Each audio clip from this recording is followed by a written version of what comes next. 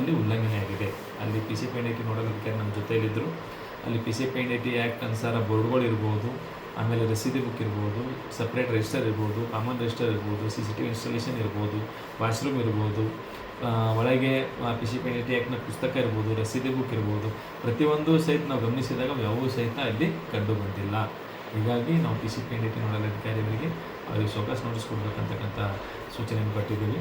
ಅದೇ ರೀತಿಯಾಗಿ ಇವತ್ತಿನ ದಿವಸ ನಮ್ಮ ಹಿಂದುಳಿದ ವರ್ಗಗಳ ಕಲ್ಯಾಣ ಇಲಾಖೆಯ ಪೋಸ್ಟ್ ಮೆಟ್ರಿಕ್ ಮತ್ತು ಪ್ರೀ ಮೆಟ್ರಿಕ್ ವಸತಿ ಶಾಲೆಗಳಿಗೆ ವಸತಿ ವಿದ್ಯಾರ್ಥಿಗಳಿಗೆ ಭೇಟಿ ಕೊಟ್ಟಂಥ ಸಂದರ್ಭದಲ್ಲಿ ಯಾವುದೇ ಒಂದು ಬೆಳಗ್ಗೆಯಿಂದ ಮಾಡಿದಂಥ ಆಹಾರ ಪದಾರ್ಥ 24 ಗಂಟೆಗಳ ಕಾಲ ಸ್ಯಾಂಪಲ್ ಇಡಬೇಕು. ಯಾಕಂದರೆ ಯಾವುದೇ ರೀತಿಯ ಸಮಸ್ಯೆಗಳು, ಫುಡ್ ಪಾಯ್ಸನ್ ಇತ್ಯಾದಿ ಆದಾಗ ಅದನ್ನು ಪರೀಕ್ಷೆಗೆ ಒಳಪಡಿಸಲಿಕ್ಕೆ ಬೇಕಾಗುತ್ತೆ. ಮತ್ತು ಯಾವ ಪದಾರ್ಥವನ್ನು ಮಕ್ಕಳಿಗೆ ಬಡಿಸಿದ್ದಾರೆ ಅನ್ನೋದ್ರ ಬಗ್ಗೆ ಮಾಹಿತಿಗಾಗಿ ಅದು ಸ್ಯಾಂಪಲ್ಸ್ ಕಡ್ಡಾಯವಾಗಿ ಇಡಬೇಕು. ಬಟ್ ಇಲ್ಲಿ ಕೆಳಗಡೆ ಒಂದು ವಿದ್ಯಾರ್ಥಿ ನಿಲಯದಲ್ಲಿ ಇಟ್ಟಿಲ್ಲ.